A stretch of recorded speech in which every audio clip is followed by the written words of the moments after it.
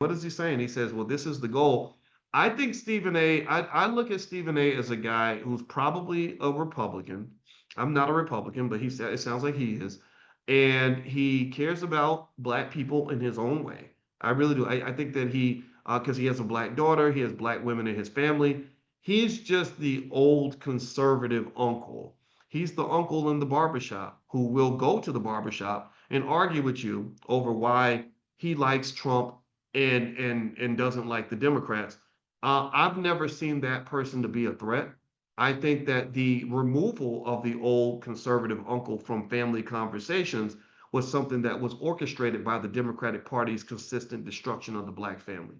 I think that when they created the welfare state in the black community, they went out of their way to make sure that you felt that masculinity was both ignorant and toxic, and that men did not deserve to be listened to unless they were agreeing with their mother and their grandmother. Tell me if you know what I'm talking about. That there's a reason why they worked so hard in the 90s to incarcerate black men and marginalize black men is because they didn't want black men to be even part of the conversation. And I would say anybody who loves black men, and in fact, how many of you love black men? Give me a yes in the chat if you love black men, respect black men, just want to see black men do well, want to see black men strong again. Give me a yes if you're in this category. I think if you love black men, you'll listen to black men.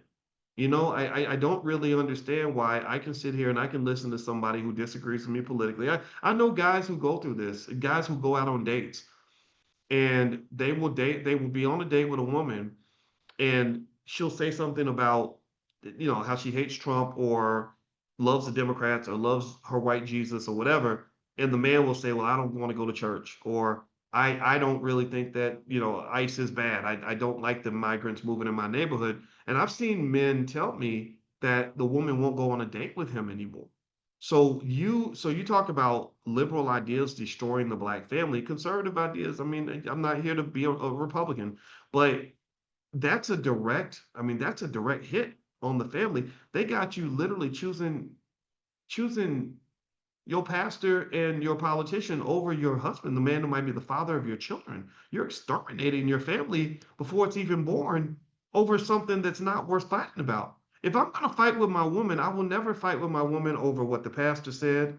I will never fight my woman over what the politician said. I will never fight my woman over what my boss said. Do you understand? That will never happen. You will never see. If I fight my woman, it's going to be over something that relates to the family. If I fight my woman, it'll be something maybe that relates to the children. It might be something that relates to the family business. It might be something that relates to our legacy. I am not going to fight a black woman in my family over politics, Democrat, Republican politics, and disavow your own loved ones for people who have never shown any concern for you at all. Again, I go back to Letitia James. I just need to ask you, I don't understand. You need to help me understand. I'm really just asking out of curiosity.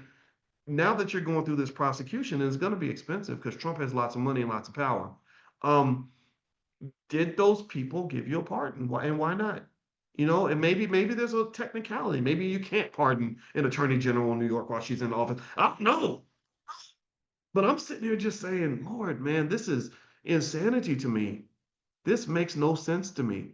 Um, and so I'm not gonna keep on talking about it. I'm just gonna say that I think that as black people, I think we gotta look at ourselves in the mirror. And I don't care what political side you're on, I think you gotta really ask yourself, what's the difference between making real progress versus having the illusion of progress?